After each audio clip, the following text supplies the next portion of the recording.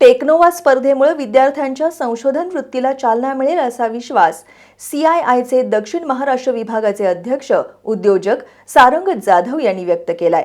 Doctor DY Patil पॉलिटेक्निकमध्ये आयोजित Technova 2025 या तांत्रिक स्पर्धेच्या उद्घाटन प्रसंगी ते बोलत होते।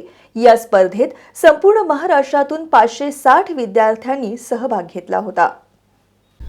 DY पाटील पॉलिटेक्निकमध्ये टेक्नोवा 2025 या तांत्रिक स्पर्धेचं आयोजन करण्यात आलं होतं। या स्पर्धेचं उद्घाटन CIIचे दक्षिण महाराष्ट्र विभागाचे अध्यक्ष उद्योजक सारंग जाधव यांच्या हस्ते करण्यात आलं।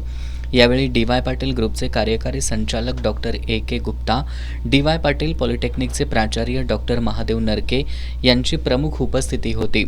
यावेळी बोलताना सारंग जाधव यांनी विद्यार्थ्यांकडे आत्मविश्वास आणि सादरीकरणाचं कौशल्य असणं आवश्यक असल्याचं सांगितलं। Creativity, collaboration, digital skills, teamwork यासह यशस्वी इंजिनियर होण्यासाठी विद्यार्थ्यांनी स्वतःला अपग्रेड करत राहावं असं आवाहन त्यांनी केलं। कोणतंही संशोधन समाजासाठी उपयुक्त ठरणं गरजेचं असल्याचं हे त्यांनी सांगितलं।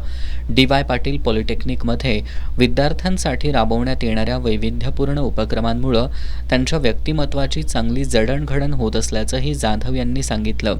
कार्यकारी संचालक डॉक्टर AK गुप्ता यांनी कोणत्याही स्पर्धेमधील सहभागामुळे मिळणारा आत्मविश्वास विद्यार्थ्यांच्या प्रगतीसाठी पूरक ठरतो असं सांगून DY पाटील ग्रुपच्या माध्यमातून विद्यार्थ्यांच्या सर्वांगीण विकासासाठी असे उपक्रम राबवण्यासाठी कटिबद्ध असल्याचं सांगितलं।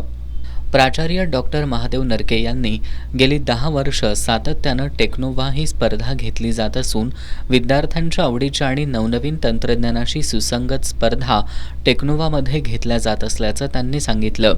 DY पाटील पॉलिटेक्निकमधील फ्री थिंकर्स क्लबच्या माध्यमातून विद्यार्थ्यांनी गेल्या 3 महिन्यात 60हून अधिक बक्षिसं मिळवली असल्याचंही त्यांनी सांगितलं। या स्पर्धेत संपूर्ण महाराष्ट्रातून 560 विद्यार्थी सहभागी झाले होते।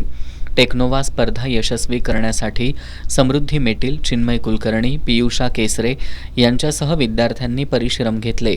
यावेळी उपप्राचार्य नितीन माळी, रजिस्ट्रार महेश रेणके, टेक्नोवा समन्वयक धैर्यशील नाईक यांच्यासह विभाग प्रमुख आणि कर्मचारी उपस्थित होते।